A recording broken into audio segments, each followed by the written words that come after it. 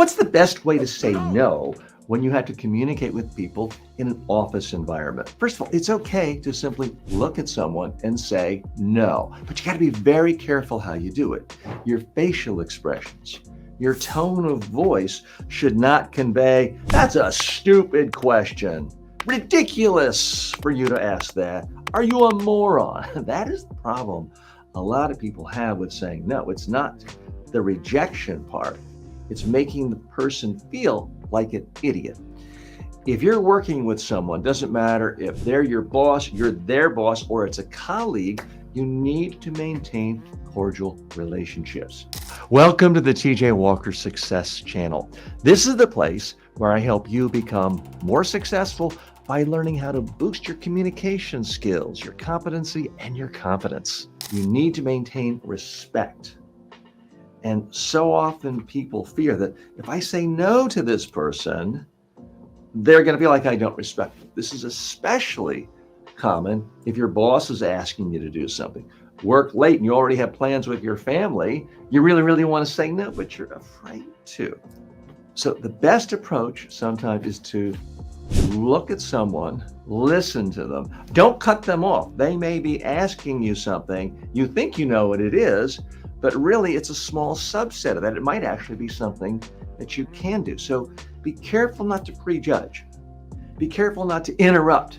Say, no, I can't do that. That's ridiculous. I've had plans this weekend forever. And how dare you ask me that? Maybe all they needed you to do was to hit go live for a video, which you could do from your cell phone at your kid's soccer game. So listen carefully first without trying to spin answers in your own head about how can I say no quickly and easily. Really listen. Then what I'd recommend you do is restate to the person asking you the question to make sure you truly understand what the request is. If you believe in paying success forward, then hit the share button now. Let's spread more confidence around the world. Now, don't say it word for word the way they did. Don't say it in a condescending way. Don't say, well, let me get this straight. I worked hard all week. You now want me to give up my entire weekend that I've already planned with my family to go to the beach, to come in to the office and do the work you should have done this week? Is that really that's not what I'm asking you to do. I need you in a neutral way to summarize what you think they are asking for and then state it and then ask them, am I understanding correctly? What you may find is that simply restating it makes it a simpler task, and you can in fact say yes. Or you can say yes to a part of it. That's a great way of saying no without the word no coming out of your mouth. And I don't want you to be afraid of saying no, but sometimes you can give somebody a yes to 10% of what they're asking for. It's easy for you, and it starts off the conversation in a positive way. Well, Jim, what I can do is, and then maybe there's some part of that. Maybe they've asked you to plan the entire holiday party in a week for 100 people, and you know you don't have time for it, but you can with one call get a great venue because of a personal relationship. It would take you 30 seconds. Maybe start with that. Jim, what I can do is get a great venue for the party next week, and it's the sessions, and then tell them about it. And ideally, the person says, yes, that's great. I can't help with all the other details because of the commitments I have. Is a more graceful way than just saying, no, I can't do it. I'm so busy. It's a busy time of year. How dare you ask me? Don't miss a beat on your journey to success. Tap the bell to receive notifications so you get constant updates for your own journey.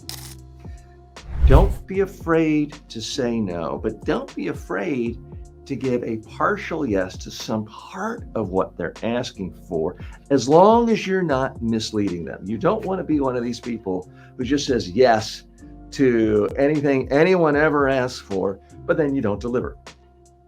Short term, it minimizes pain, but long term, it will destroy your relationships at work.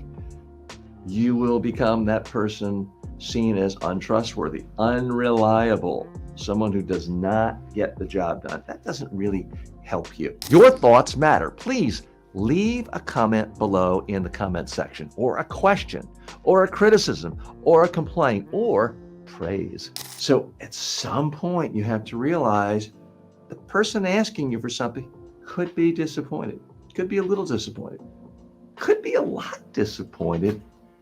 That's okay. Now, you've always got to make judgment calls.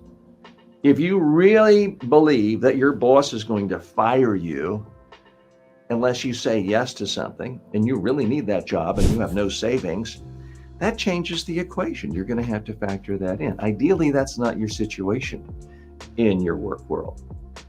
And you have a good enough relationship with colleagues, whether they're your boss, whether they work for you, whether it's a coworker, where you can be asked an honest question. Someone can ask you to do something, you can ask them to do something, and either party can say yes or no. You want to get to the point where you can look someone in the eye and say, I understand this is what you'd like, this is what you need. I can't do it, so no. Can I help you find someone else who can?